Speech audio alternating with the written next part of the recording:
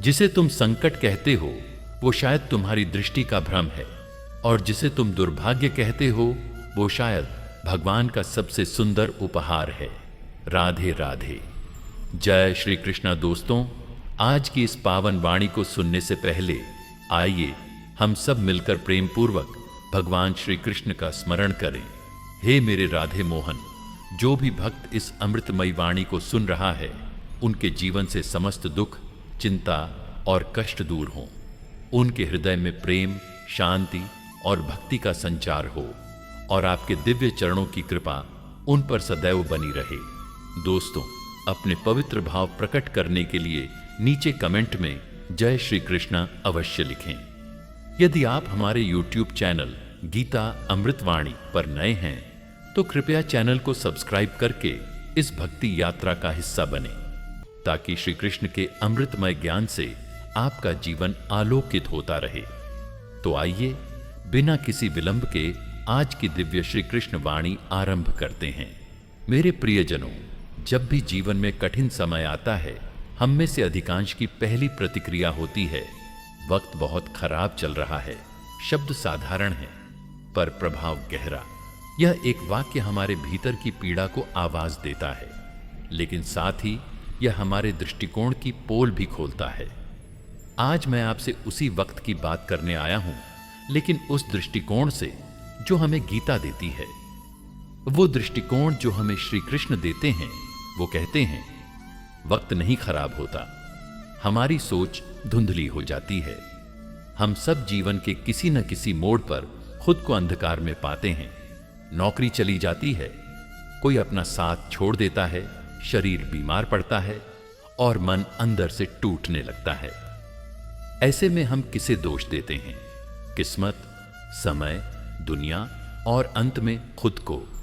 पर क्या कभी ठहरकर हमने सोचा, क्या यह समय सच में खराब है या हमने उसे ऐसा मान लिया है?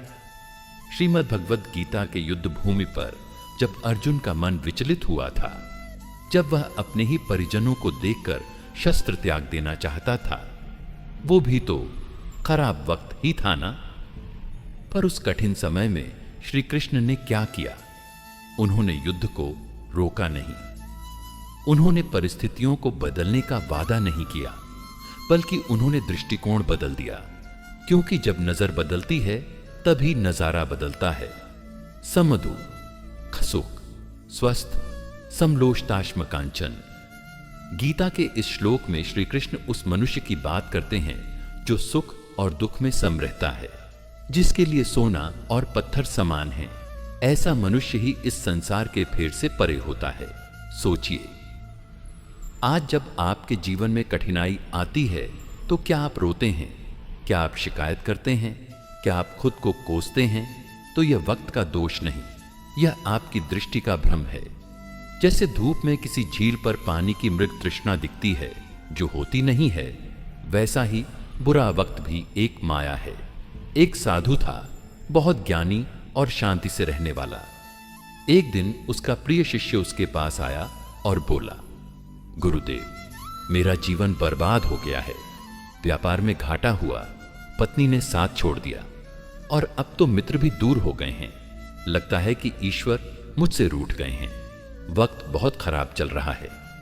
गुरु मुस्कुराए, उसे पास बुलाया और बोले, तू कहता है कि ईश्वर तुझसे रूठ गए हैं। क्या तू बता सकता है कि तू कब भगवान के सबसे करीब होता है? जब सब अच्छा चल रहा होता है या जब तू पूरी तरह टूटा हुआ होता है? शिष्य मौन हो गया।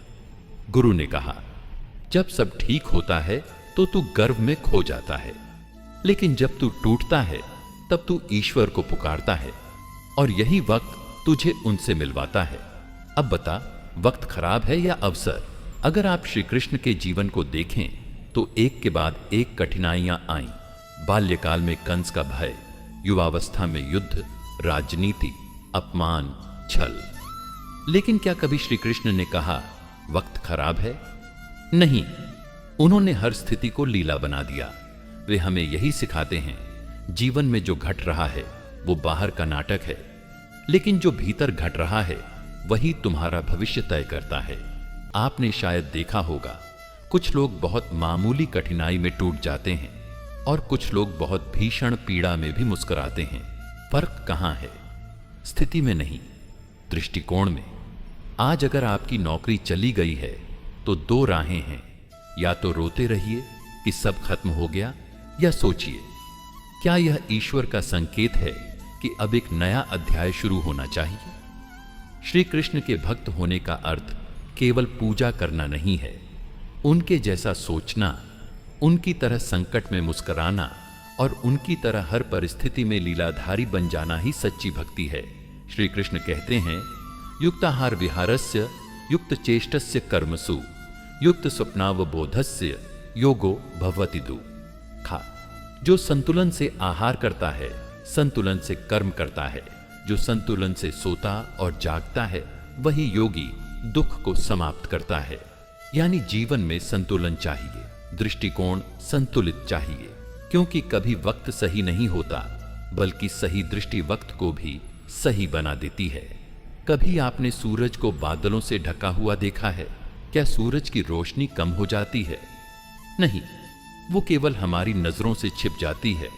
वैसे ही हमारी आत्मा की शक्ति, हमारी ईश्वर से जुड़ाव की रोशनी कभी कम नहीं होती। वो बस हमारी नकारात्मक सोच, शिकायतों और डर के बादलों से ढक जाती है। तो जब आप अगली बार कहें वक्त खराब चल रहा है, तो रुकिए, स्वयं से पूछिए, क्या सच में वक्त खराब है या मैंने अपनी दृष्टि पर धूल चढ़ा ली है? श्री कृष्ण अर्जुन से कहते हैं, त्वमेव आत्मा त्वमेव शक्ति। तुम स्वयं आत्मा हो, शक्ति हो। तुम में वो प्रकाश है जो किसी भी अंधकार को चीर सकता है। कठिन समय आता है, लेकिन उसे पार करने की क्षमता भी साथ लाता है। हर परीक्षा भीतर की किसी सोई हुई शक्ति को जगाने आती है, पर उसे देखने के लिए आंख नहीं, अंतर्दृष्टि चाहिए। और वह दृष्टि गुरु देते हैं, गीता देती है, श्री कृष्ण देते हैं। क्योंकि जैसे सूर्योदय से अंधकार मिट जाता है, वैसे ही श्री कृष्ण का ज्ञान आपके जीवन के हर अंधकार को भस्म कर सकता है। भगवत भक्त गणों, कभी कभी जीवन की रात इतनी लंबी हो जाती है कि सुबह का होना भी एक भ्रम लगने लगता है।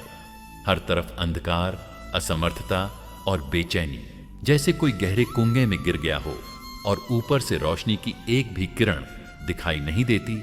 और ऐसे में एक आवाज हमारे भीतर से उठती है, सब कुछ खत्म हो गया है, अब कुछ नहीं बचा। आप में से कितनों ने ऐसा महसूस किया है? कितनी बार जिंदगी ने आपको उस मोड़ पर लाकर खड़ा कर दिया जहां न रास्ता दिखता है, न मंजिल, बस थकान होती है, टूटन होती है और एक प्रश्न, भगवान तू है भी या नहीं? पर मैं अब आपसे कहूंगा, वक्त कभी खराब नहीं होता। हमारी दृष्टि धुंधली हो जाती है, हमारी नजरें बाहर ही बाहर भटकती हैं और भीतर बैठे परमात्मा को हम देख नहीं पाते। जब जीवन में बाहर के सारे दीपक बुझ जाते हैं, तब भीतर का दीपक जलाने का समय होता है, और वो दीपक है स्मरण। श्री कृष्ण का स्मरण, उस ईश्वर का स्मरण जो हमारे हृदय में विराजमान है, पर हमारी व्याकुलता ने उस पर पर्दा डाल रखा है। आपने कभी गौर किया है, महाभारत के युद्ध से पहले भी एक अंधकार था। अर्जुन के सामने न केवल शत्रु खड़े थे, बल्कि उससे बड़ा युद्ध उसके भीतर चल रहा था। अपने ही भाई, गुरु, रिश्तेदार, जिनके खिलाफ उसे युद्ध करना था। उस क्षण में क्या हुआ? अर्जुन का मन कांप गया, और वही समय था जब श्री कृष्ण ने गीता का उपदेश दिया। क्यों? क्योंकि जब बाहरी युद्ध से पहले भीतर का युद्ध जीत लिया जाता है, तभी जीवन की दिशा बदलती है। आज तुम्हारा समय अगर कठिन है तो इसे सजा मत मानो। यह एक आह्वान है भीतर लौटने का, अपने आप से मिलने का। दुख जब दस्तक देता है तो वो तुम्हें तोड़ने नहीं आता, वो तुम्हें जगाने आता है। लेकिन अगर तुम दुख में जागे नहीं तो वही दुख तुम्हारा विनाश कर देगा। श्रोताओं, मैं आपको एक गूढ़ बात बताना चाहता हूं। वेदों ने कभी समय को शत्रु नहीं कहा। समय को काल कहा गया है, और काल को भी एक शिक्षक माना गया है। जब जीवन में कुछ अच्छा होता है, हम कहते हैं भगवान की कृपा है, पर जब जीवन में कठिनाइयां आती हैं तो हम कहते हैं वक्त खराब चल रहा है। क्या यह दोहरापन नहीं है? श्री कृष्ण कभी दोहरे नहीं थे। उन्होंने अर्जुन से कहा था, हे पार्थ, तू न अपने शत्रु है न अपने गुरु का हत्यारा। तू बस एक निमित्त है, एक साधन है। समय तुम्हें केवल साधन बना रहा है। तुम्हारे माध्यम से कुछ बड़ा घटने वाला है, पर तुम्हें धैर्य रखना होगा, प्रतीक्षा करनी होगी और अपने भीतर उतरना होगा। आज जो तुम्हें सुन रहा है उसके जीवन में शायद आर्थिक तंगी है, नौकरी नहीं है, रिश्तों में दरार है, स्वास्थ्य बिगड़ा है, आत्मविश्वास टूट चुका है और तुमने यह भी सोचा होगा, मैं सब कुछ कर रहा हूं, फिर भी क्यों नहीं बदल रहा कुछ? मैं तुम्हें जवाब दूं, क्योंकि तुम बाहर बहुत कर रहे हो, भीतर कुछ नहीं कर रहे। तुम घर साफ करते हो, शरीर सजाते हो, सोशल मीडिया पर स्टेटस अपडेट करते हो, लेकिन अपने मन का क्या किया? वहां कितनी धूल जमी है, कितनी कुंठाएं, कितनी असफलताएं और कितनी असुरक्षाएं तुमने संजो रखी हैं। और जब अंदर का दीपक बुझा हो तब बाहर का कोई बल्ब तुम्हें उजाला नहीं दे सकता। पुराणों में एक कथा आती है, जब राजा हरिश्चंद्र के जीवन में सबसे अंधकारमय समय आया तो उन्होंने झूठ बोलने से इनकार कर दिया। उनका राजपाट चला गया, परिवार छिन गया, उन्हें श्मशान में काम करना पड़ा और तब भी उन्होंने सत्य का साथ नहीं छोड़ा। आज के युग में हम सत्य तो क्या, सुविधाओं का भी त्याग नहीं कर पाते। जरा सी कठिनाई आती है तो हम परमात्मा से शिकायत करते हैं, पर क्या हमने कभी उसे पूरी श्रद्धा से स्मरण किया? स्मरण यानी स्वयं को ईश्वर के सामने अर्पित कर देना। जब हर प्रयास विफल हो जाए तब झुक जाओ, टूटो मत। श्री कृष्ण ने कभी यह नहीं कहा कि जीवन में मुश्किलें नहीं आएंगी। उन्होंने तो बस यह कहा, मैं हर उस व्यक्ति के साथ हूं जो मुझे श्रद्धा से याद करता है। हर सुबह उठो और आंख बंद करके कहो, हे श्री कृष्ण, मुझे नहीं पता कि तू मेरे साथ क्या कर रहा है, लेकिन मैं जानता हूं तू मेरे साथ है। बस इतना कहने भर से अंधकार में एक दिया जल उठेगा। मेरे प्रियजनों, अंधकार तब भयानक नहीं होता जब बाहर होता है। अंधकार तब जानलेवा होता है जब वो भीतर उतर जाए, और जब भीतर अंधेरा हो तो प्रकाश भीतर ही जलाना पड़ता है, और उस प्रकाश का नाम है श्री कृष्ण का स्मरण। मैं जानता हूं कि बहुत से लोग आज यह सुनते हुए भी सोच रहे हैं, यह सब कहना आसान है, जीना कठिन है। हां, कठिन है, लेकिन कठिनता ही तो आत्मा की परख है। यदि जीवन सरल होता तो श्री कृष्ण को गीता कहने की आवश्यकता ही नहीं होती। यदि सब कुछ हमारे मन के अनुसार चलता तो हमें ईश्वर की आवश्यकता ही नहीं होती। सच्चाई यही है कि जीवन हमें तोड़ने नहीं आया है, बल्कि मोड़ने आया है, उस दिशा में जहां से हमने अपने आप को खोया था। वक्त खराब नहीं है, यह वक्त तो तुम्हारा आईना है। यह तुम्हें दिखा रहा है कि तुमने अपने भीतर कितना कुछ संजोया है, और अब समय है उसे बाहर लाने का। श्रोताओं, कभी आपने अनुभव किया है जब आप सबसे अधिक पीड़ा में होते हैं, जब आंखों से अश्रु बह रहे होते हैं, जब दिल किसी उत्तर की तलाश में बेचैन होता है, जब आप हर दिशा में सहायता ढूंढते हैं, और तब भी ईश्वर मौन रहता है, श्री कृष्ण भी मौन रहते हैं। ना कोई संकेत, ना कोई चमत्कार, ना कोई दिव्य दृष्टि, बस मौन, गहरा, शांत, रहस्यमय मौन। और यही मौन हमारे भीतर एक तूफान पैदा कर देता है। क्यों भगवान कुछ नहीं बोलता? क्यों मेरी सुनवाई नहीं हो रही? क्या मैं उपेक्षित हूं? क्या मैं उसकी नजरों में गिर चुका हूं? और फिर हम धीरे धीरे उस मौन को अस्वीकृति समझने लगते हैं। हम सोचते हैं ईश्वर रूठ गया है, लेकिन सच पूछो तो मौन कभी अस्वीकृति नहीं होता।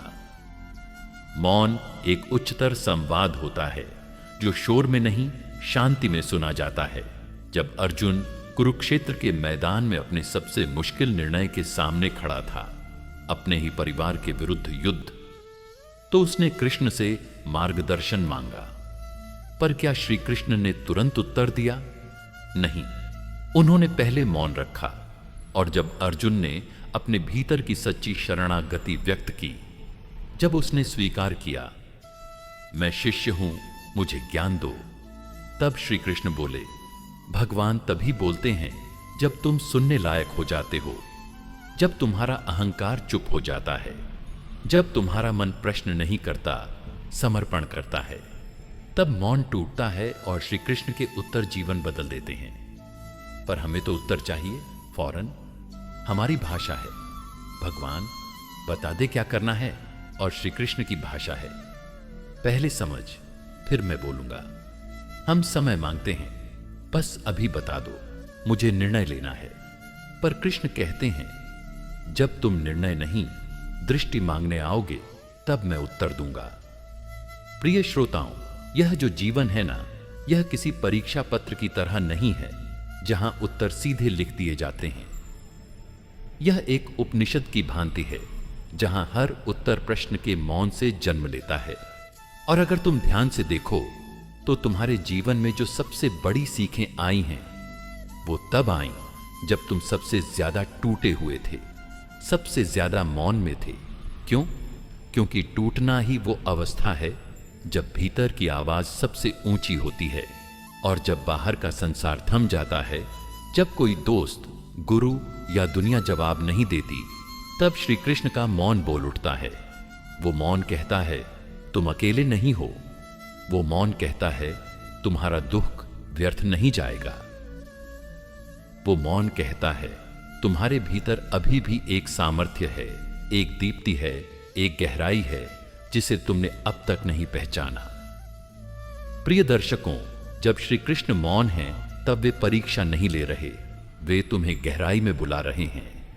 आप में से कई लोग होंगे जो यह सुनते हुए अभी भी सोच रहे हैं, मैं रोज प्रार्थना करता हूं, फिर भी उत्तर नहीं मिलता।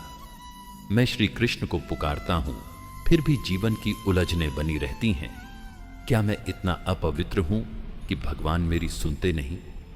नहीं, तुम अपवित्र नहीं हो, तुम बस अधीर हो। तुम्हें उत्तर चाहिए, पर तुम प्रश्न का सही भाव नहीं समझते। तुम्हें समाधान चाहिए, पर तुम स्वयं को समर्पित नहीं करते। और जब तुम समर्पण करोगे, सचमुच का समर्पण, जहां तुम यह भी स्वीकार कर लो कि अगर मुझे यह पीड़ा भी जीवन भर झेलनी है, फिर भी मैं श्री कृष्ण को नहीं छोड़ूंगा, तब मौन टूटेगा।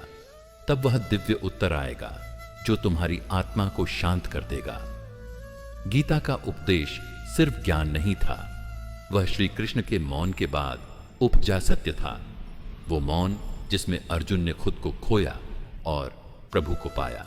आज भी अगर जीवन में रास्ता नहीं दिख रहा तो चिल्लाओ मत, भागो मत, बिलखो मत, बस शांत हो जाओ, बैठ जाओ श्री कृष्ण की चरणों में, बिना प्रश्न, बिना मांग, बिना शर्त, और कहो, मैं अब सुनने को तैयार हूं। और तब देखना कितना कुछ भीतर से फूट पड़ेगा। संकेत आएंगे, सपने आएंगे, शब्द आएंगे, लोग आएंगे, परिस्थितियां आएंगी, और तुम्हें लगेगा, हे कृष्ण, तू तो पहले से बोल रहा था, मैं ही सुन नहीं पा रहा था। यह मौन ईश्वर की उपेक्षा नहीं है, यह उसका सच्चा आलिंगन है। जैसे मां जब बच्चे को अपनी गोद में लिपटाकर चुपचाप रखती है, वैसे ही श्री कृष्ण भी कभी कभी हमें बस अपने मौन में समा लेते हैं। तो अगर तुम्हारा जीवन आज उत्तर विहीन लग रहा है, अगर तुम्हारी आंखों में प्रश्न है, अगर तुम्हारे हृदय में दर्द है, तो एक बार अपने भीतर मौन से संवाद करो। श्री कृष्ण मौन में सबसे ज्यादा स्पष्ट बोलते हैं, क्योंकि वहां कोई भ्रम नहीं होता, कोई शब्द नहीं, बस भाव होते हैं, और भाव ही तो आत्मा की सच्ची भाषा है। भगवान श्री कृष्ण के परम भक्तों, अब हम उस गुण की बात करने जा रहे हैं जिसके बिना न श्री कृष्ण की कृपा मिलती है, न जीवन की उलझनों के धागे सुलझते हैं, न शांति आती है, न आत्मा प्रकट होती है। वह गुण है धैर्य। धैर्य केवल इंतजार नहीं है, धैर्य एक विश्वास की प्रकट ऊर्जा है जो उस समय भी तुम्हें स्थिर रखती है जब तुम्हारे जीवन का हर दरवाजा बंद हो रहा होता है। धैर्य वो दीपक है जो अंधकार में नहीं जलाया जाता, बल्कि उसी अंधकार में खुद को जलाता है। ताकि तुम रोशनी की प्रतीक्षा करते हुए बुझ न जाओ। श्री कृष्ण की कथा में देखिए, धैर्य हर जगह है। जब वासुदेव ने नवजात श्री कृष्ण को यमुना पार पहुंचाया तो क्या रास्ता आसान था? नहीं। बिजली चमक रही थी, यमुना लहरें मार रही थीं, लेकिन वासुदेव ने धैर्य रखा। क्यों? क्योंकि उन्हें अपने कर्तव्य पर भरोसा था, क्योंकि उन्होंने श्री कृष्ण को सिर्फ पुत्र नहीं, ईश्वर का अवतार माना था। और जब तुम श्री कृष्ण को अपना अंतर्यामी मान लेते हो तो धैर्य खुद एक पूजा बन जाता है। आज हम सब की परेशानी क्या है? हम परिणाम जल्दी चाहते हैं। हम कहते हैं, हे कृष्ण, मैं रोज पूजा करता हूं, फिर भी मेरी नौकरी नहीं लगी। मैंने उपवास रखा, फिर भी बीमारी ठीक नहीं हुई। मैंने गीता पढ़ी, फिर भी शांति नहीं मिली। लेकिन तुम ये नहीं पूछते, क्या मैंने वो धैर्य रखा जो अर्जुन ने रखा? क्या मैंने वो समर्पण किया जो द्रौपदी ने किया? क्या मैं उस कष्ट में भी शांत रह सका जब श्री कृष्ण ने उत्तर नहीं दिया? धैर्य का मतलब है उस चुप्पी को स्वीकार करना जो ईश्वर तुम्हारे भीतर बो रहा है, उस पीड़ा को सहना जो अंत में प्रकाश बनती है। जब पांडवों का वनवास चल रहा था 13 साल, एक लंबा समय, ना कोई सत्ता, ना कोई सम्मान, ना कोई सहायता, लेकिन उन्होंने कोई विद्रोह नहीं किया। उन्होंने कोई अब बस बहुत हुआ जैसी प्रतिक्रिया नहीं दी। उन्होंने धैर्य रखा क्योंकि उन्हें विश्वास था, जब श्री कृष्ण हमारे साथ हैं तो देर हो सकती है पर अंधेर नहीं होगा। और यही भाव हमें अपने जीवन में चाहिए। आज जब किसी का व्यापार बंद हो जाए, किसी का रिश्ता टूट जाए, किसी की परीक्षा खराब हो जाए या कोई अपमान का घूंट पीना पड़े, तो वो बिखर जाता है, सोचता है अब कुछ नहीं हो सकता। लेकिन उस क्षण में अगर वो श्री कृष्ण की तरह सोचता तो कहता, शायद अभी कुछ नहीं हो रहा, पर कुछ गहरा बन रहा है जो मेरी दृष्टि से परे है। धैर्य सिर्फ समय काटना नहीं है, धैर्य अपने भीतर एक सूर्य को उगते हुए देखना है। श्री कृष्ण हमें सिखाते हैं, जो फल आज नहीं दिख रहा वो वृक्ष बनने के लिए अपनी जड़ों में गहराई ले रहा है, और जब फल आता है वो तुम्हारी कल्पना से कहीं बड़ा होता है। जिसे तुम वक्त खराब कह रहे हो ना, वो दरअसल तुम्हारे धैर्य की परीक्षा है। वो तुम्हें परख रहा है, क्या तुम केवल अच्छे समय के भक्त हो या बुरे समय में भी श्री कृष्ण का नाम ले सकते हो। ध्यान से सुनो, ईश्वर सबसे पहले तुम्हारे धैर्य को मापता है, क्योंकि जो धैर्य नहीं रख सकता वो कृपा को संभाल भी नहीं सकता। जब अर्जुन ने युद्ध के मैदान में गांडीव छोड़ दिया तो श्री कृष्ण ने तुरंत सुदर्शन चक्र नहीं चलाया। उन्होंने सबसे पहले अर्जुन को धैर्य से सुनना सिखाया। गीता का प्रत्येक श्लोक, एक एक पंक्ति अर्जुन के भीतर धैर्य की दीपशिखा प्रज्वलित कर रही थी। और जब अंत में अर्जुन ने कहा, नष्टो मोह स्मृतिर्लब्धा, मेरा मोह मिट गया, स्मृति लौट आई, तब श्री कृष्ण मुस्कुराए। क्यों? क्योंकि अब अर्जुन युद्ध के लिए नहीं, धर्म के लिए तैयार था। प्रिय श्रोता, तुम्हारा जीवन भी एक कुरुक्षेत्र है। हर दिन तुम्हारे भीतर कोई ना कोई अर्जुन हार मानता है और कोई ना कोई श्री कृष्ण तुम्हें समझा रहा है। बस फर्क इतना है, तुम गीता को सुन नहीं रहे, तुम बस परिणाम देखना चाहते हो। पर याद रखो, जिसने धैर्य नहीं सीखा उसने श्री कृष्ण को सिर्फ मूर्ति तक सीमित किया है। जिसने धैर्य में श्री कृष्ण को पाया वो हर स्थिति में ईश्वर को जीवंत देखता है। तो जब अगली बार जीवन रुक जाए, जब कोई रास्ता ना दिखे, जब सारी मेहनत व्यर्थ लगे, तब टूटना मत, शांत हो जाना, बैठ जाना श्री कृष्ण के सामने और कहना, हे माधव, तू जानता है मेरी व्यथा, मैं जानता हूं तेरा समय, अब मैं धैर्य रखता हूं, जैसा भी होगा तेरे चरणों में स्वीकार करूंगा। और यही भाव तुम्हारे जीवन का सबसे बड़ा चमत्कार बन जाएगा, क्योंकि धैर्य वाले भक्त को श्री कृष्ण कभी अकेला नहीं छोड़ते। मेरे आत्मन, अब हम उस विषय की ओर बढ़ते हैं जो मनुष्य के भीतर सबसे बड़ी टकराहट पैदा करता है, सत्य और छल की लड़ाई। यह लड़ाई बाहर कम, भीतर ज्यादा होती है, क्योंकि दुनिया में जितना तुम किसी और से नहीं लड़ते, उतना तुम अपने मन, अपने स्वार्थ, अपने भ्रम और अपने अंतर्द्वंद से लड़ते हो। और ये लड़ाई इतनी सूक्ष्म होती है कि कई बार हम छल को ही सत्य मान बैठते हैं और सत्य को ही त्यागने लगते हैं, क्योंकि वह कठिन होता है। लेकिन श्री कृष्ण की दृष्टि इस उलझन को बिल्कुल साफ कर देती है।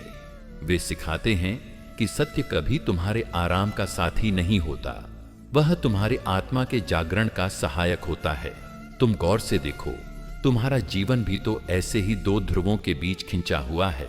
एक ओर सत्य है जो कहता है कि तुम किसी का बुरा मत करो, दूसरी ओर छल है जो कहता है कि सब अपने फायदे के लिए जी रहे हैं, तू भी देख अपना। एक ओर सत्य कहता है कि धीरे चलो, ईमानदारी से कमाओ, दूसरी ओर छल कहता है कि तू पीछे रह जाएगा, स्मार्ट बनो, थोड़ा झूठ बोल लो, थोड़ा घुमा लो। और इसी कशमकश में आत्मा की आवाज धीरे धीरे दबती जाती है। श्री कृष्ण ने जब अर्जुन को कुरुक्षेत्र में गीता का उपदेश दिया तो वहां सिर्फ युद्ध नहीं था, वहां यह भी युद्ध था कि क्या नीति के लिए अनीति अपनाई जाए, क्या सत्य के लिए कभी छल आवश्यक हो सकता है। ध्यान दीजिए, श्री कृष्ण ने कभी छल को महिमा मंडित नहीं किया। उन्होंने धर्म के आधार पर युक्तिपूर्वक सत्य की रक्षा करना सिखाया। श्री कृष्ण के जीवन की सबसे सुंदर बात यह है कि उन्होंने कभी भी सिर्फ बोलने से किसी को सत्य की ओर नहीं मोड़ा, वे तो प्रेरणा बनकर सत्य के साथ खड़े रहे। अब सोचो, आज हमारी जिंदगी में क्या हो रहा है। हमें लगता है कि ईमानदारी से काम करोगे तो सफल नहीं हो पाओगे। तुम्हारा दोस्त 3 महीने में गाड़ी खरीद लेता है क्योंकि उसने पैसे के लिए झूठ बोला, किसी को धोखा दिया, और तुम 3 साल में भी संघर्ष करते हो क्योंकि तुम सत्य के रास्ते पर हो। तो सवाल उठता है, क्या यह रास्ता बेवकूफों का है? क्या श्री कृष्ण भी यही कहते? बिल्कुल नहीं।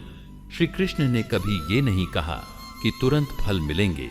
उन्होंने कहा, कर्म करो, फल की चिंता मत करो।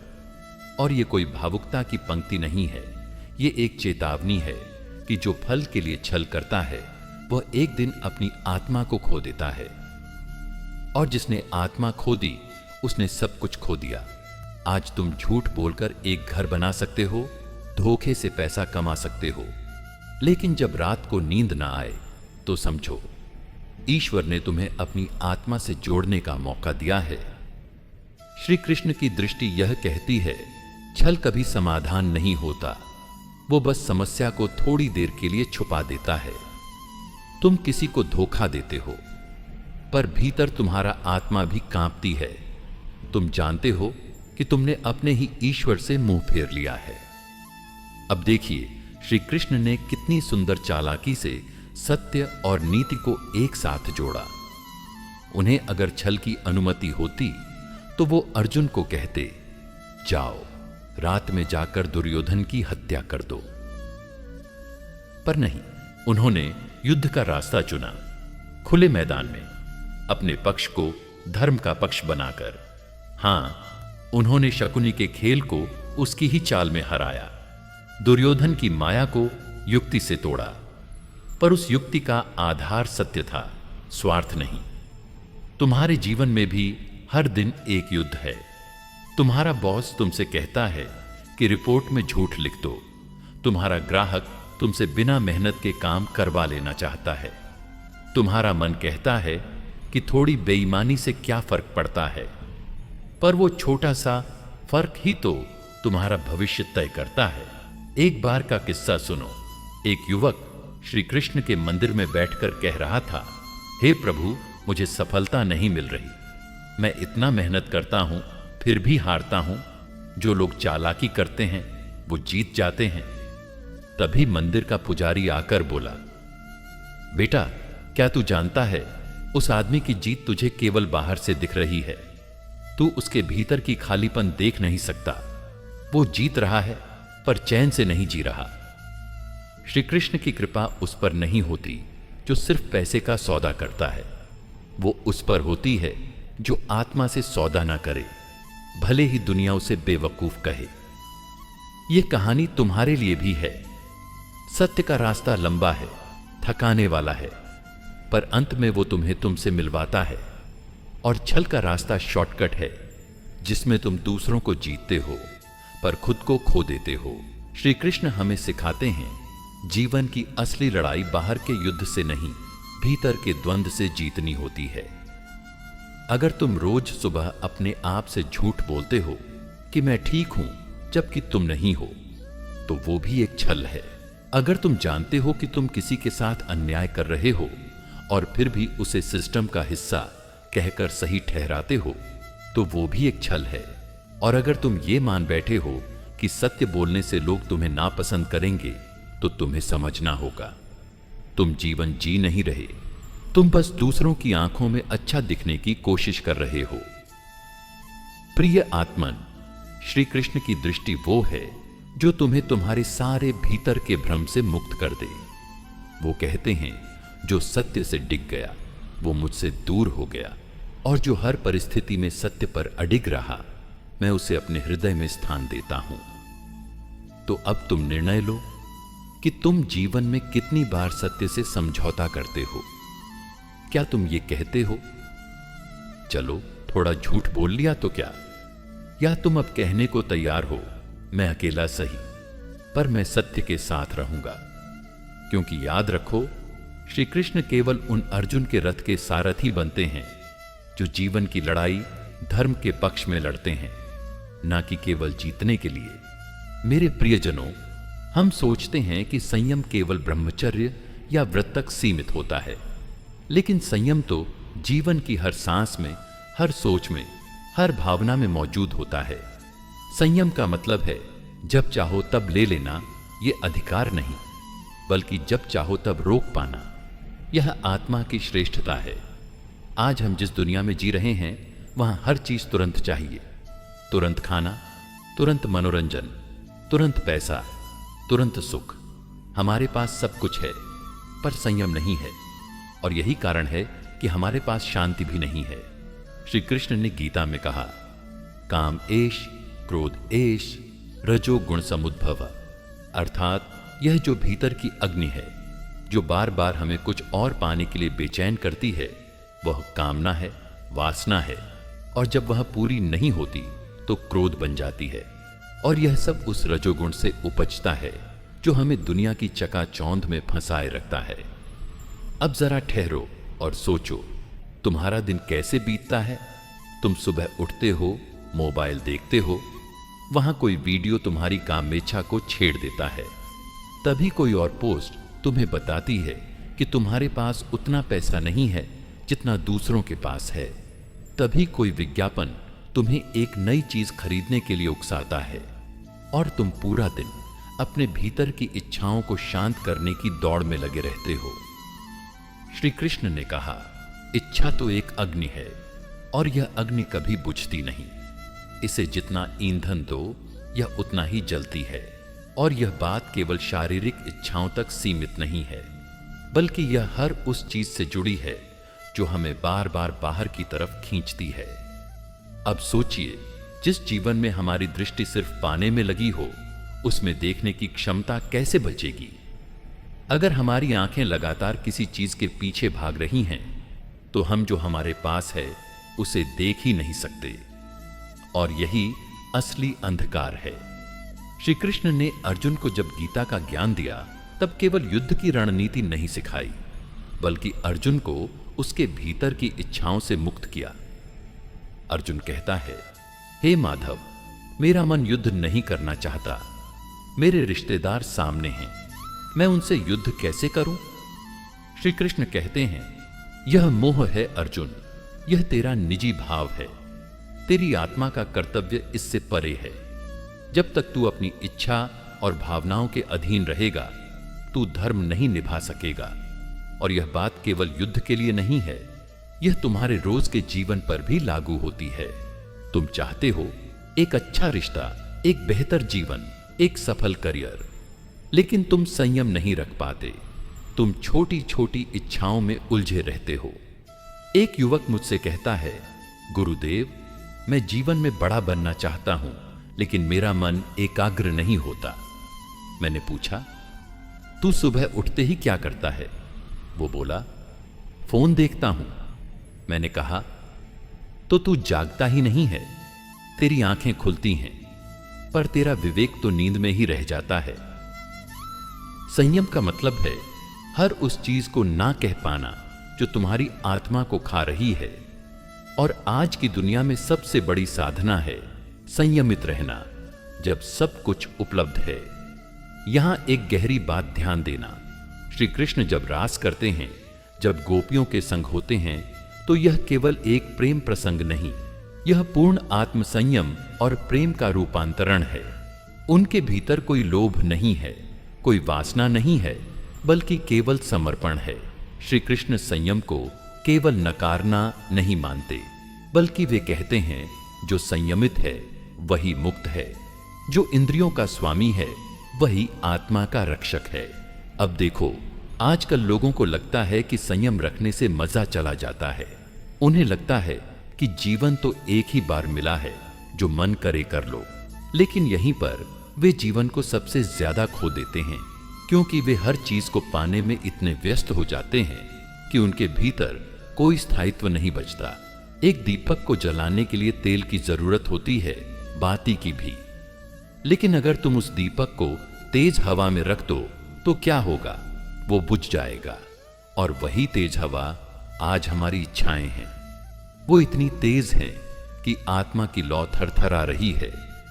श्री कृष्ण हमें सिखाते हैं, मन पर विजय ही सच्चा यज्ञ है। अगर तुमने अपने मन को काबू कर लिया तो तुम संसार में रहते हुए भी सन्यासी हो। तो आत्मन, अब तुमसे मेरा प्रश्न है, क्या तुम अपने जीवन को संयम के रंग में रंग सकते हो? क्या तुम एक दिन जी सकते हो बिना मोबाइल देखे, बिना झूठ बोले, बिना किसी को नीचा दिखाए, बिना अपनी इंद्रियों के पीछे भागे? अगर हां, तो समझो श्री कृष्ण तुम्हारे साथ चलने लगे हैं, क्योंकि उन्होंने गीता में एक ही मंत्र दिया है, योगस्थः कुरु कर्माणि, अर्थात संयम में रहकर कर्म करो। संयम कोई त्याग नहीं है, बल्कि यह सबसे बड़ी स्वतंत्रता है।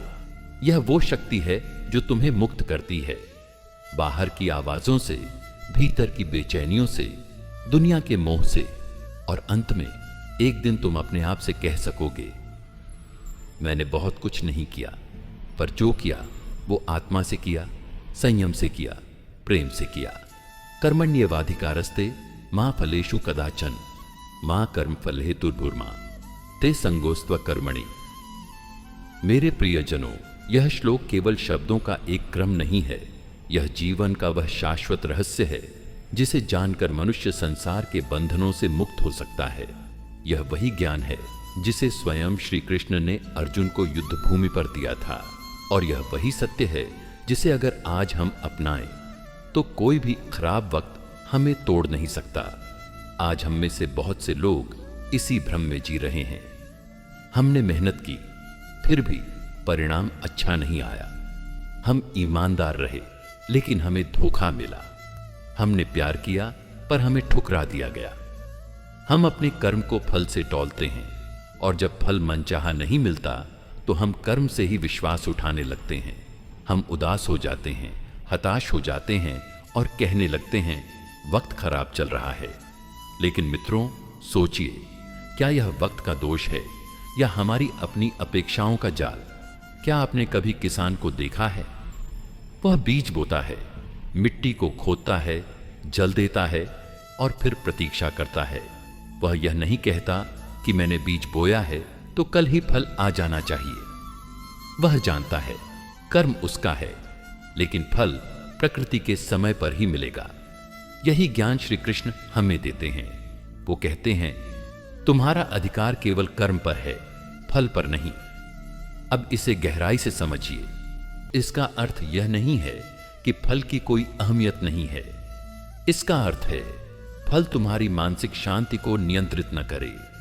कर्म करते हुए यदि हमारा मन हर क्षण फल के बारे में चिंतित है तो वह कर्म नहीं रह जाता, वह एक सौदे की तरह हो जाता है। अगर मैंने यह किया तो मुझे क्या मिलेगा? अगर मैंने यह सहा तो बदले में क्या आएगा? अगर मैं अच्छा बनूं तो क्या अच्छा ही होगा? यही सोच हमें तोड़ती है, यही सोच हमारी ऊर्जा को चूस लेती है, और यही सोच जब इच्छानुसार फल नहीं मिलता हमें को वक्त खराब कहने को मजबूर करती है। अब एक बात याद रखिए, श्री कृष्ण स्वयं कर्म के प्रतीक हैं। उन्होंने कभी कर्म से पीछे नहीं हटे, चाहे परिणाम कुछ भी हो। जब उन्हें वृंदावन छोड़ना पड़ा उन्होंने छोड़ा, जब उन्हें युद्ध का सारथी बनना पड़ा वो बने, जब उन्हें शांति दूत बनना पड़ा वो भी गए। लेकिन एक बात उन्होंने कभी नहीं की, फल के लिए अपनी आत्मा को बेच देना।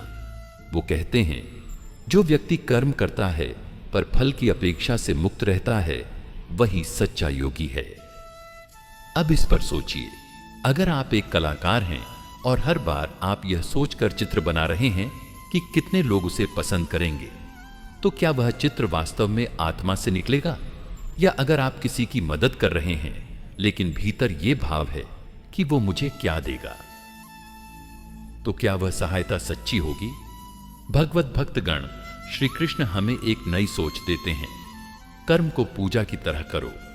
जिस तरह हम मंदिर में दीपक जलाते हैं, उस समय हम नहीं सोचते कि उसकी लौ कितनी ऊंचाई तक जाएगी, हम केवल श्रद्धा से जलाते हैं। वैसे ही अपने कर्म को श्रद्धा से करो, समर्पण से करो।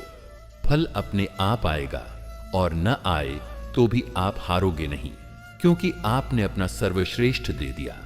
कभी आपने सोचा कि जब हम फल की चिंता करते हैं तो वास्तव में हम अपने अहम को पोषित कर रहे होते हैं? हम चाहते हैं कि संसार हमें स्वीकार करे, सराहे, हमें विजेता घोषित करे। लेकिन श्री कृष्ण कहते हैं, यह संसार तुम्हारे आत्मा का प्रमाण पत्र नहीं है। तुम्हारा मूल्य तुम्हारे कर्म में है, परिणाम में नहीं। एक और दृष्टांत सुनिए। एक वृद्ध कुम्हार था।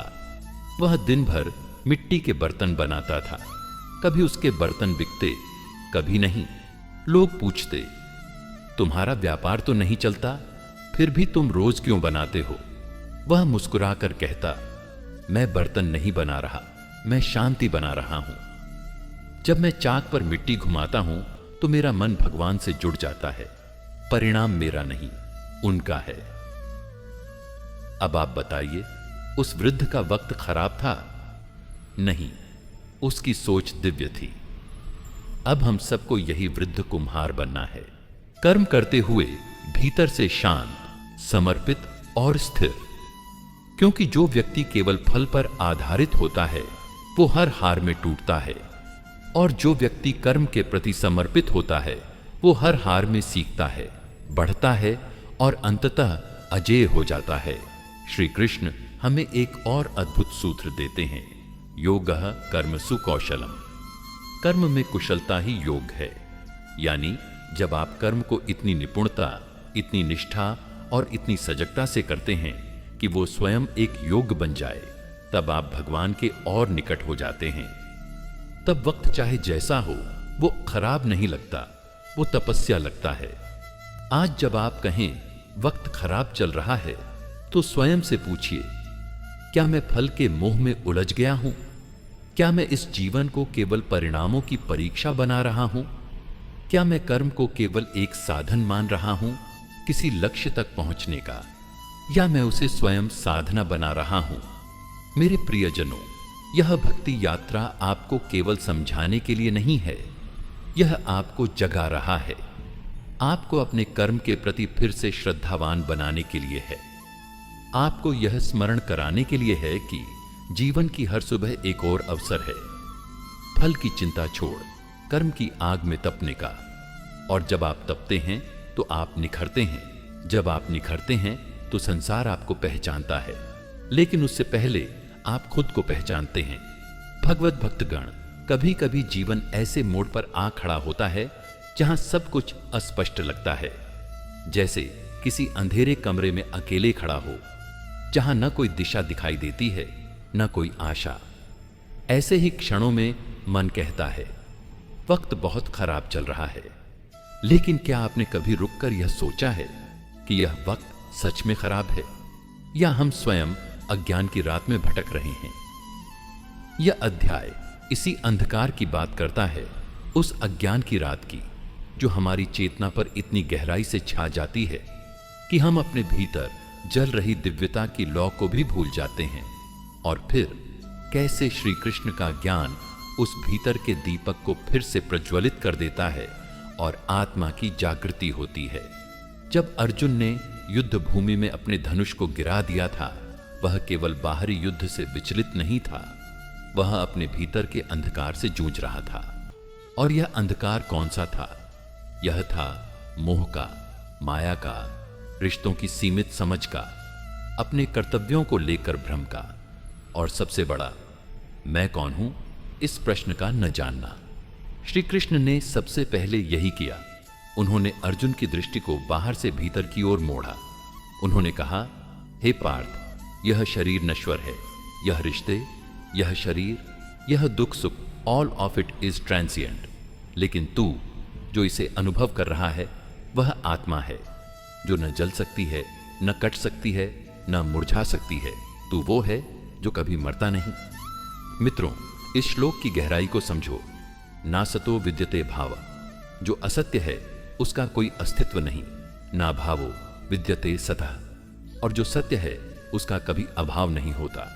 हमारा दुख, हमारी पीड़ा, हमारी हार, क्या यह सब सत्य है, या यह केवल एक क्षणिक अनुभव है जिसे हमने सत्य मान लिया? अज्ञान की रात यही है, जब हम सत्य को भूल जाते हैं और असत्य को पकड़कर बैठ जाते हैं। हम कहते हैं, मेरी नौकरी चली गई, मेरा जीवन खत्म हो गया। हम कहते हैं, उसने मुझे छोड़ दिया, अब मेरा अस्तित्व अधूरा है। हम कहते हैं, मैं असफल हो गया, अब मेरी कोई पहचान नहीं। क्या ये वाक्य सत्य हैं? नहीं, ये उस आत्मा की नहीं, उस अहंकार की भाषा है जो अपने को केवल स्थिति, वस्तु और व्यक्तियों से जोड़कर देखता है। श्री कृष्ण ने अर्जुन को आत्मा की ओर मोड़ा, और यही कार्य आज हमें भी करना होगा। हम अज्ञान की रात में केवल इसलिए भटकते हैं क्योंकि हमने अपनी पहचान वस्त्रों, रिश्तों, उपलब्धियों और विफलताओं में खो दी है। लेकिन आत्मा न तो किसी चीज की मोहताज है, न किसी से कम। आत्मा स्वयं पूर्ण है। जब हम आत्मा को पहचानते हैं तो वक्त हमें डराता नहीं, वो हमारा शिक्षक बन जाता है। वो जो परिस्थिति आज आपको तोड़ रही है, वही परिस्थिति आपके भीतर से अनंत शक्ति को जगा सकती है, यदि आप स्वयं को केवल इस शरीर और नाम से ऊपर उठाकर देखना सीख जाएं। अब जरा ठहर कर सोचिए, आज जब आप कहते हैं कि वक्त खराब चल रहा है, तो आप किसके लिए कह रहे हैं? अपने शरीर के लिए, अपने मन के लिए, अपने रिश्तों के लिए, या अपने लक्ष्य के लिए? कभी क्या आपने यह सोचा कि इन सब के नीचे जो मैं है, क्या उसका कभी कोई वक्त खराब हुआ है? नहीं, आत्मा के लिए कभी भी खराब वक्त नहीं होता। वो केवल अनुभव करती है, सीखती है और विकसित होती है।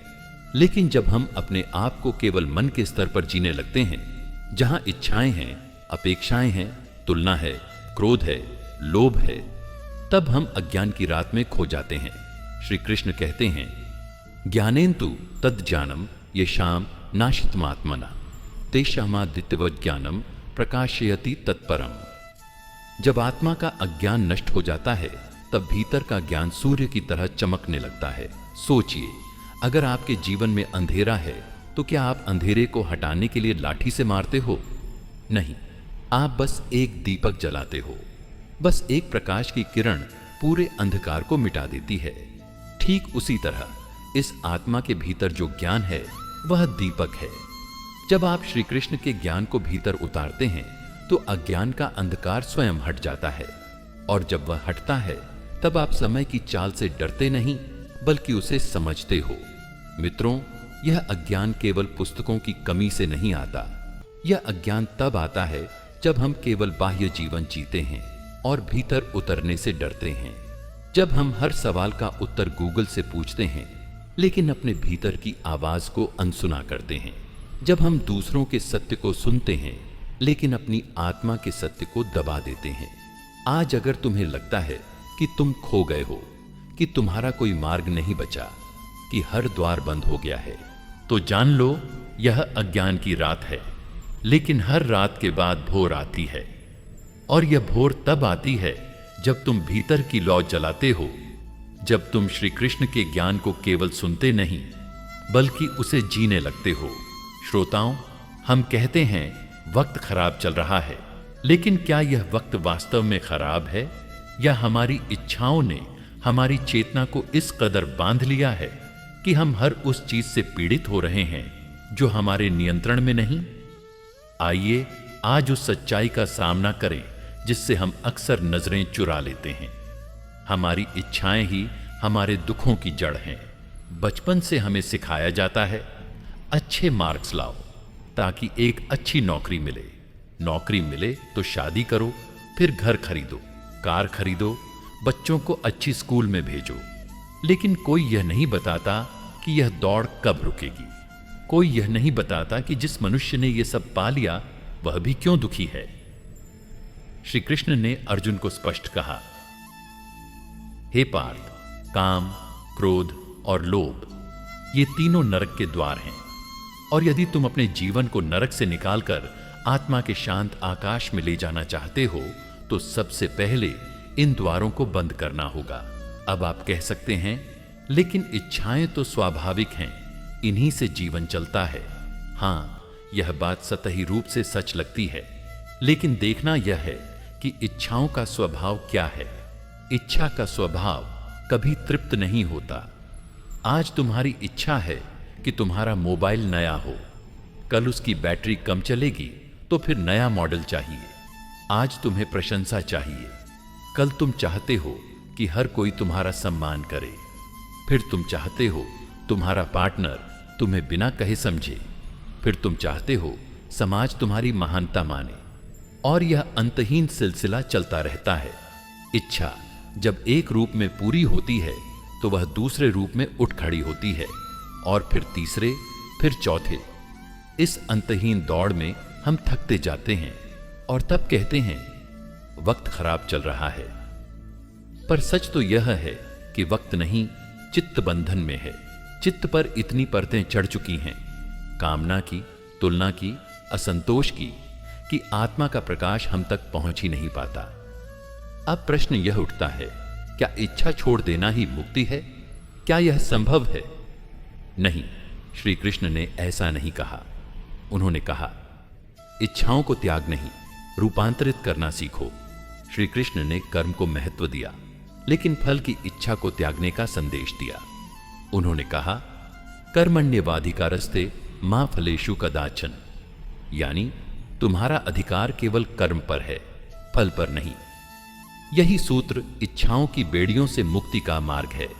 जब आप कर्म को पूजा की तरह करने लगते हैं और फल की चिंता को भगवान के हाथ में छोड़ देते हैं, तब आप धीरे धीरे चित्त के तनाव से मुक्त होने लगते हैं। इच्छा का जाल केवल बाहरी नहीं होता, वह भीतर भी फैलता है। हम चाहते हैं कि लोग हमें समझें, हम चाहते हैं कि हमारे मन की बातें बिना कहे लोग जान जाएं। हम चाहते हैं कि भगवान भी हमारे अनुसार चले। ये सूक्ष्म इच्छाएं हैं जो हर वक्त हमें पीड़ा देती हैं। श्री कृष्ण कहते हैं, शांत मन सब कुछ छोड़कर इच्छाओं से मुक्त चित्त ही परम आनंद का अनुभव कर सकता है, क्योंकि वह भीतर से पूर्ण होता है। देखिए, पानी का स्वभाव है, वह नीचे बहता है। अगर किसी बर्तन में पानी हो और उसमें छेद हो तो वह बह जाएगा। ठीक वैसे ही इच्छाओं से भरा हुआ चित्त हमेशा बाहर की ओर बहता है, पर जब आप उस चित्त को स्थिर कर देते हैं तब वह आत्मा की ओर बहता है, और वहीं से शुरू होता है जीवन का पुनर्जागरण। मेरे प्रियजनों, हर दिन अपने मन से पूछिए, मैं जो कर रहा हूं वह प्रेम से कर रहा हूं या किसी अपेक्षा से? मैं जो सोच रहा हूं वह भीतर की संतुष्टि के लिए है या बाहरी मान्यता के लिए? दूसरों की प्रगति देखकर दुखी मत होइए। हर आत्मा की यात्रा अलग है, आपका मार्ग अलग है, आपकी गति अलग है, आपकी परीक्षा अलग है। हर कार्य करते समय चेतना में रहिए, काम की गहराई में उतरिए, ना कि परिणाम की चिंता में। श्री कृष्ण कहते हैं, युक्ताहार विहारस्य युक्त चेष्टस्य कर्मसु, युक्त स्वप्नावबोधस्य योगो भवति दुःखः। संयमित जीवन ही दुखों का नाश करता है। यह संयम तभी आएगा जब आप इच्छाओं को भगवान की भेंट बना देंगे। आप कहेंगे, हे प्रभु, यह मेरा संकल्प है, पर मैं इसे आपके चरणों में समर्पित करता हूं।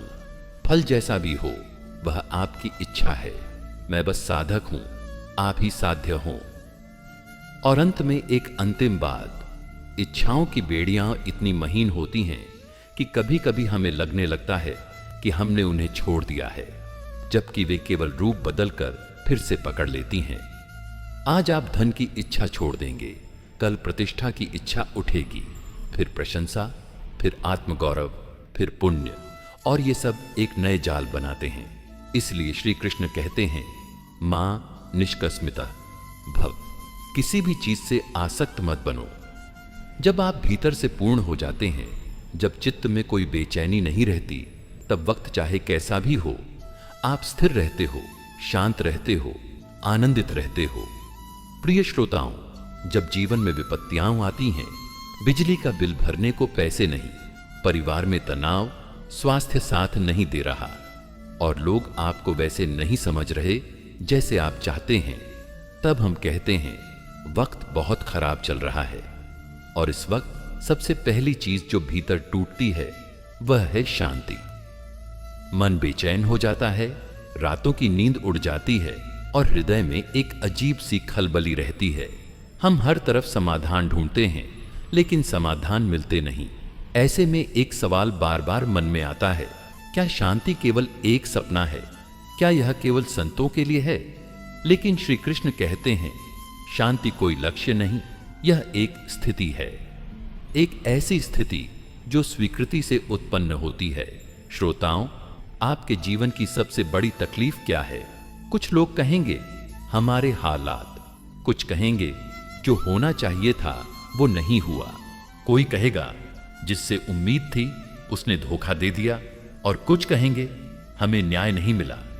लेकिन जरा गहराई से देखिए, आपका दुख असल में उस घटना से नहीं है, बल्कि उस घटना को आपने जिस दृष्टिकोण से देखा उससे है।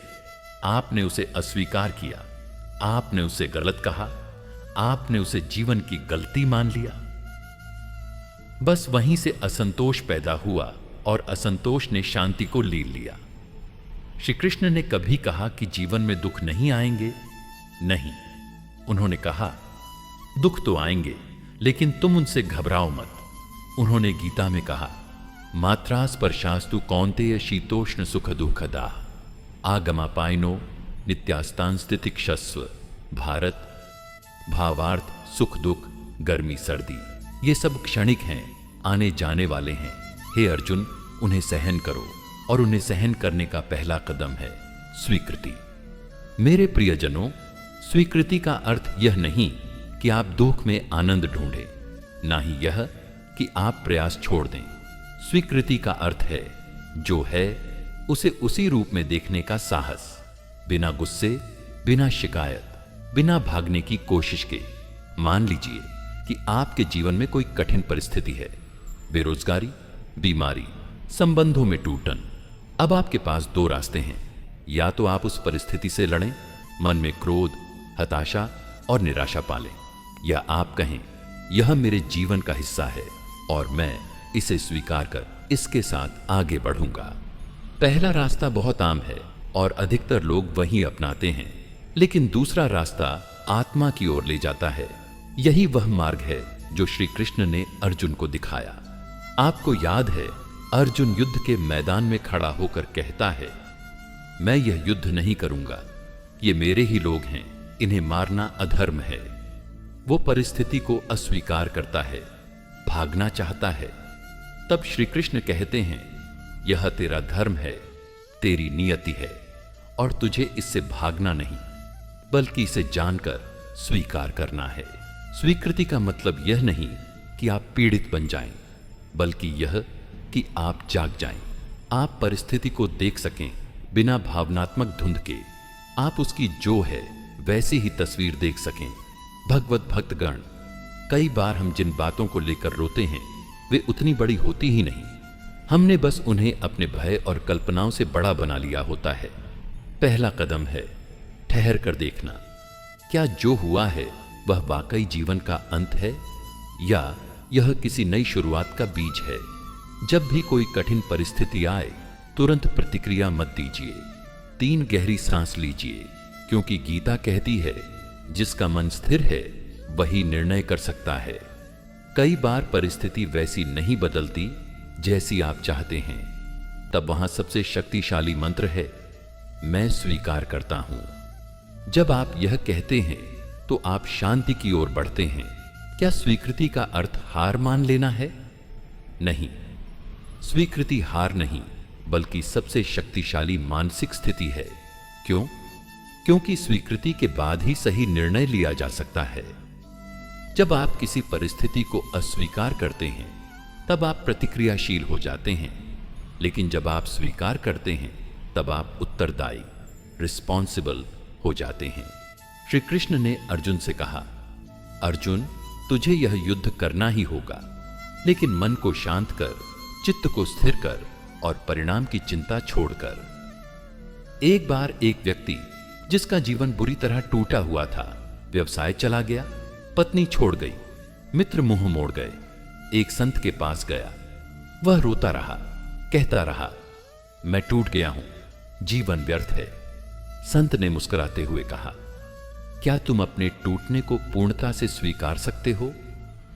वह व्यक्ति चौंका। संत ने कहा, जिस दिन तुम टूटे होने को स्वीकार कर लोगे उसी दिन तुम जुड़ने लगोगे, क्योंकि तुम टूटे नहीं हो, तुम बस बदल रहे हो। प्रिय श्रोताओं, स्वीकृति का मार्ग ही आत्मज्ञान का आरंभ है।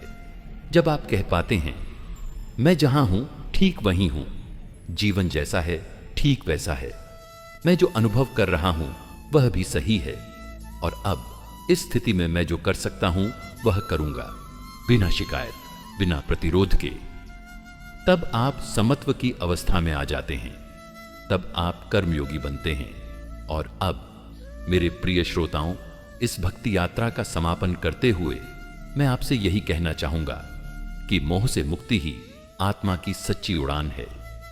हम जीवन में कितनी ही बार ठहर जाते हैं, रुक जाते हैं, टूट जाते हैं, सिर्फ इसलिए नहीं कि हालात खराब हैं, बल्कि इसीलिए क्योंकि हम जिन चीजों से बंधे हैं वे हमें आगे नहीं बढ़ने देती। यही मोह ही है जो हमें पुरानी यादों, अधूरी अपेक्षाओं और टूटे हुए स्वप्नों से चिपकाए रखता है। लेकिन श्री कृष्ण हमें याद दिलाते हैं कि जीवन का उद्देश्य केवल भौतिक सफलता या रिश्तों में स्थायित्व नहीं है, बल्कि यह आत्मा की पूर्णता की यात्रा है। तो आज जब आप यह भाषण अपने दिल में महसूस कर रहे हैं, तब एक पल रुककर स्वयं से यह प्रश्न पूछिए, क्या मैं उस मोह से मुक्त होने को तैयार हूं जिसने मेरी दृष्टि को सीमित कर दिया है? अगर उत्तर हां है तो समझ लीजिए कि आप श्री कृष्ण की उस चेतना के द्वार पर खड़े हैं जहां से पुनर्जागरण की शुरुआत होती है। जीवन फिर से नए अर्थों में खुलता है, जहां हर दुख एक शिक्षक बन जाता है और हर बिछड़ाव एक नई दिशा का संकेत। इसीलिए मोह को जाने दो, क्योंकि जो जाएगा वह तुम्हारा कभी था ही नहीं, और जो तुम्हारा है उसे कोई छीन नहीं सकता। यही श्री कृष्ण की दृष्टि है, यही आत्मा की विजय है। तो भगवान श्री कृष्ण के प्रिय भक्तों, अब समय आ गया है आप सबकी आज्ञा लेने का। अगर आपको यह ज्ञानवर्धक वीडियो पसंद आई हो तो लाइक करें और हमारे चैनल गीता अमृतवाणी को सब्सक्राइब करना न भूलें। कमेंट में जय श्री राधे कृष्णा लिखकर बताइए कि आपको भगवान श्री कृष्ण का यह गूढ़ ज्ञान कैसा लगा। ऐसे ही आध्यात्मिक ज्ञान की अमृतवाणी में डूबे रहने के लिए बेल आइकॉन दबाएं। राधे राधे दोस्तों, जय श्री कृष्णा।